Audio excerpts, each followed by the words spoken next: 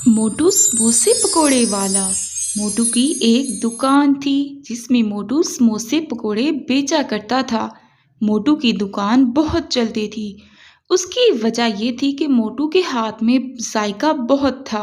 मोटू की दुकान पर कालू कौवा समोसे खाने आया। मोटू भाई, आपका समोसा बहुत ही मजे का होता है। क्या डालते हैं आप इसमें? पूरे शहर में आप जैसा समोसे वाला नहीं है। मोटू हंसने लगा और कहने लगा, बस ये तो आप सबकी मोहब्बत है और मेरी माँ जी और बीवी का कमाल है। उनके हाथ में जायका बहुत है। कालू कौवा मुस्कुराने लगा और समोसे खाकर वहां से चला गया। फिर मोटू की दुकान पर टुनी चिड़िया आ गई। मोटू भाई, समोसे गरम गरम तैयार करें। मोटू कहने लगा, बैठे बैठे आप टूनी चिड़िया, अभी देता हूँ। टूनी चिड़िया मोटू से कहने लगी, मोटू भाई मुझे एक बात पूछनी है। मोटू कहने लगा, पूछो बेटा।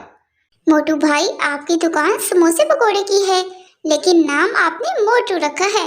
आप मोटू तो नहीं? मोटू ये बात सुनकर हंसने लगा। हा हा हा, टूनी चिड़िया बस कुछ समझ न आई और मोटू अच्छा लगा। आजकल के बच्चों को बहुत पसंद है ना, इसीलिए रख लिया। टूनी चिड़िया ने समोसे खाए और वहां से चली गई। कुछ दिनों तक बारिश का मौसम आ गया। सब परिंदे घरों में रहने लगे। मोटू की बीवी और माँ जी समोसे पकोड़े का सामान तो तैयार किया करती और मोटू भी बाकायदगी से अपनी दुकान खोलता। लेकिन बारिश की वजह से मोटू के समोसे और पकोड़े इतने न बिकते। जो भी बच जाता वो मोटू खा लेता। इस तरह 5 दिन बारिश ना रुकी। 5 दिन मोटू समोसे पकोड़े बहुत ज़्यादा खाने लगा। 5 दिन बाद मोटू की सेहत में तब्दीली महसूस हुई। मोटू की बीवी मोटू से कहने लगी, ये आपको क्या हो गया है? आपने क्या हालत बना ली है अपनी? मुझे आप पहले से मोटे लग रहे हैं। देखें, आपका पेट भी बाहर निकल रहा है। मोटू कहने लगा, नहीं नहीं, तुम्हें महसूस हो रहा है। बारिश रुक गई। मोटू का काम भी चल पड़ा। लेकिन उन बारिश वाले दिनों में ज़्यादा खाने की वजह से मोटू की खुराक बहुत बढ़ गई थी। मोटू सारा दिन खाता रहता। 2 महीनों में मोटू का पेट बहुत ज़्यादा बाहर निकल गया। मोटू बहुत मोटा हो चुका था। मोटू की बीवी और माँ जी आपस में बात करने लगे। माँ जी, देखिए ना, मोटू कितने मोटे हो गए हैं। हाँ बहू, समझाती तो हूँ, लेकिन वो अपना ख्याल नहीं रखता। कालू कौवा मोटू की दुकान पर आया और कहने लगा, ये आपको क्या हो गया है मोटू भाई? आप तो नाम की तरह मोटे हो गए हैं।